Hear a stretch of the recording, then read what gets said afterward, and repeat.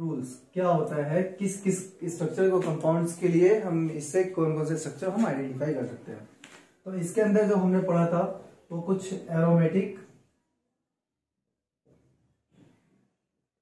Anti aromatic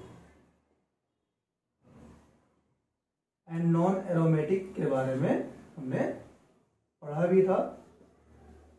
इनके rules देख लेते हैं कुछ, ये कैसे कैसे है। जैसे एरोमेटिक के लिए क्या क्या क्राइटेरिया होना चाहिए, एंटी एरोमेटिक के लिए क्या क्या क्राइटेरिया होनी चाहिए, और नॉन एरोमेटिक के लिए हमारा क्या क्या क्राइटेरिया फुलफिल होना चाहिए। तो एरोमेटिक के लिए सारे कार्बन हमारे sp2 हाइब्रिडाइज्ड होने चाहिए, sp2 हाइब्रिडाइज्ड होने चाहिए, साइक्लिक स्ट्रक्चर हो,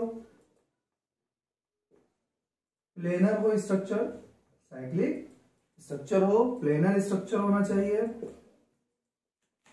हमारे रेजोनेंस जो उसके अंदर आपका पाई बॉन्ड प्रेजेंस हो वो रेजोनेंस में हो, रेजोनेंस पाई बॉन्ड, राइट।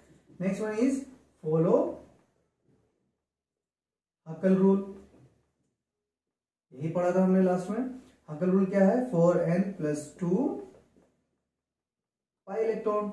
ऐसे अगर हम एंटी एरोमेटिक की बात करते हैं तो इसमें भी आपका sp2 हाइब्रिडाइज तो होना चाहिए, सारे कार्बन आपके sp2 हाइब्रिडाइज होने चाहिए। यहाँ साइक्लिक स्ट्रक्चर कैसा होना चाहिए आपका, साइक्लिक स्ट्रक्चर होगा, प्लेनर स्ट्रक्चर होना चाहिए, एक ही प्लेन पे होना चाहिए, ना अबव द प्लेन ना ही बिलो द प्लेन, ओके। जितने भी आपकी पाई बॉन्ड है वो रेजोनेंस में हो, और वो भी क्या फॉलो करता हो, हकल रूल, फॉलो हकल रूल।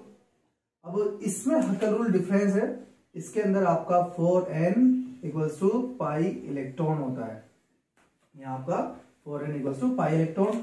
इससे हम एंटी एरोमेटिसिटी के बारे में इजिली आइडेंटिफाई कर पाते हैं। अब नॉन एरोमेटिक के केस में आपका जितने भी कार्बन है वो sp2 हाइब्रिडाइज्ड होने चाहिए। स्ट्रक्चर तो साइक्लिक होगा ही, बट यहाँ पे जो आपका स्ट्रक्चर है वो नॉन प्लेनर होगा, यहाँ पे आपका स्ट्रक्चर नॉन प्लेनर स्ट्रक्चर होगा।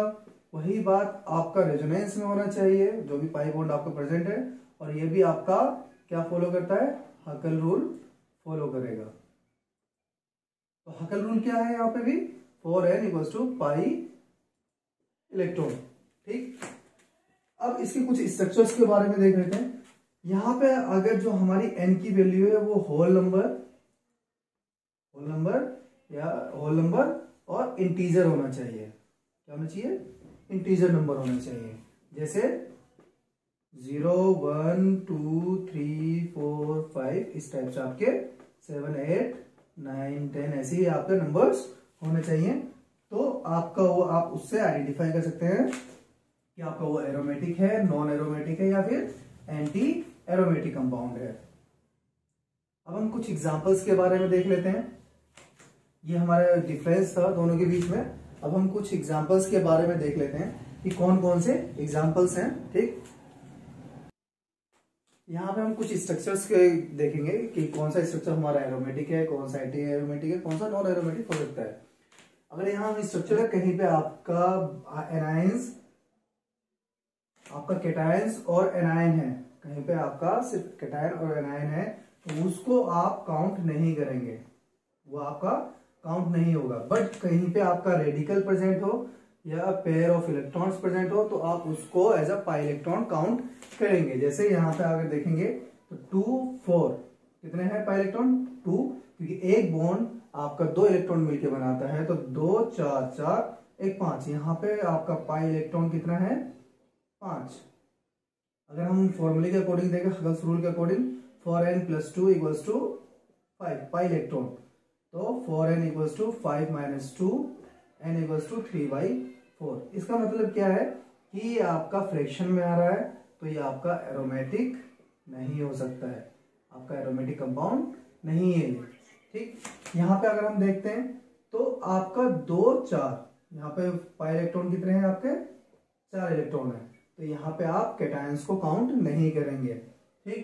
तो 4n+2 = पाई इलेक्ट्रॉन, तो 4n +2 = 4 electron, 4n equals to 4 minus 2n equals to 2/4। यहाँ भी आपका फ्रैक्शन में ही आएगा, तो ये भी आपका एरोमेटिक कंपाउंड, एरोमेटिक स्ट्रक्चर नहीं है। ठीक, नेक्स्ट स्ट्रक्चर की बात कर लेते हैं। यहाँ पे अगर आप काउंट करें तो 2, 4 और यहाँ पे 2 लोन पेयर है, तो यहाँ पे आपका हो गया 6 इलेक्ट्रॉन। तो 4n plus 2 equals to 6 electron. तो 4n equals to 6 minus 2, n equals to 4/4। तो n की वैल्यू आपकी होल नंबर और इंटीजर आ रहा है, तो मीन्स ये आपका एरोमेटिक स्ट्रक्चर है।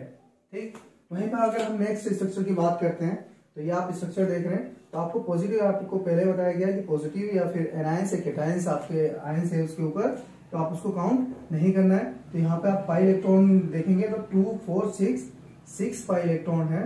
फॉर्मूले के according 4n plus 2 equals to 6 electron. तो 4n इक्वल्स टू 6 माइनस 2 और n इक्वल्स टू 4/4। तो मीन्स n की वैल्यू 1 आ रही है, तो ये स्ट्रक्चर आपका क्या है, एरोमेटिक है। वहीं पे अगर यहाँ हम बात करें तो यहाँ आपका 7 इलेक्ट्रॉन होता है, क्योंकि यहाँ पे आपका एक लोन पेयर है, आपका एक इलेक्ट्रॉन है, रेडिकल है। 2, 4, 6, 1, 7 इलेक्ट्रॉन है। तो 4n प्लस 2 इक्वल्स टू 7।